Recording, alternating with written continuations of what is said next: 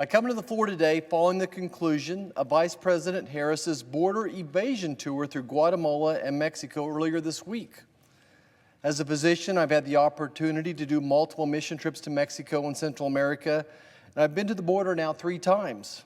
I've seen the crisis firsthand, which is why it was so concerning to me that, in the earliest days of this new administration, they followed through on a number of campaign promises related to opening our border and curbing control measures put in place by the previous administration.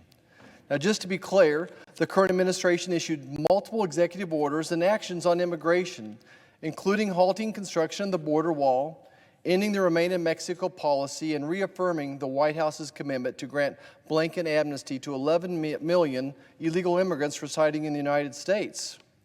While President Biden and his administration appeared surprised by the massive influx of immigrants and migrants encountered in the aftermath, this was a predictable result. As described by the President of Guatemala, once the message from the White House changed to, and I quote, "We're going to reunite families, we're going to reunite children," the very next day, the Coyotes were there organizing groups of children to take them to the United States, end quote. On March 24th, after months of resulting escalating crisis on our southern border, President Biden tapped Vice President Harris to serve as his border czar. In the 10 weeks that have passed since her appointment, the situation on the border has continued to worsen. In April, Customs and Border Protections officials made more than 178,000 apprehensions at the U.S.-Mexico border. In May, they once again made more than 170,000 apprehensions, marking the 3rd straight month over that figure. These are 20-year records. As demonstrated in an interview with Lester Holt this week, Vice President Harris considers these staggering numbers a laughing matter. If she took her role seriously and actually visited our southern border, she would realize that the Americans who live in border communities are not laughing. That's because their towns are being overwhelmed by migrants and they feel their lives are in danger. Now, the origin of these migrants has expanded as the crisis has drawn on. In recent weeks and months, Border Patrol has accounted significant numbers of migrants from Ecuador, Venezuela, Cuba, and Brazil. While these arrivals have come from a wide variety of nations, the majority of the border crossings continue to come from Mexico and the Northern Triangle countries of Guatemala, Honduras, and El Salvador.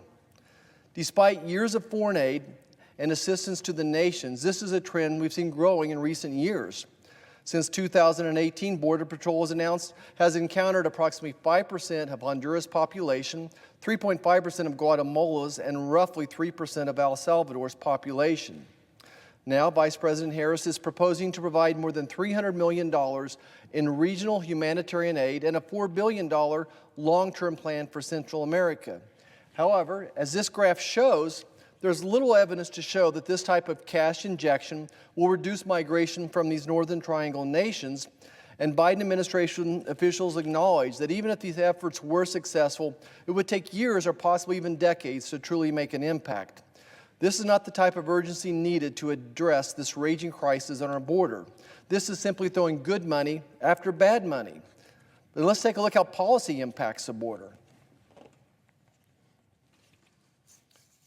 This graph proves the cause of the crisis is policy, and aid has been ineffective in remaking the economies of the Northern Triangle. These economies need much more than intermittent aid infusion. I like the phrase trade, not aid. Since entering into CAFTA-DR in 2005, the United States has increased trade between the United States and the other 6 countries in the agreement: Costa Rica, the Dominican Republic, El Salvador, Guatemala, Honduras, and Nicaragua. As of 2019, goods traded among the countries included in the pact increased by 62%. By working to expand trade in the region, the United States could boost capital investment and prosperity. This type of productivity could result in further good job opportunities and encourage individuals in the Northern Triangle to remain home rather than pouring across our southern border. It also has the potential to reconfigure supply chains away from China and bolster our relationship with nations in our hemisphere at a time when China is moving to exploit developing countries. I've seen the empty warehouses and jobs leaving Central America firsthand in Honduras on mission trips, a result of China entering the World Trade Organization. Through stronger trade agreements, we can help bring jobs back to our hemisphere, particularly those that will help address some of our medical supply challenges, such as making medical gowns, masks, and gloves. These could easily be made in Central America.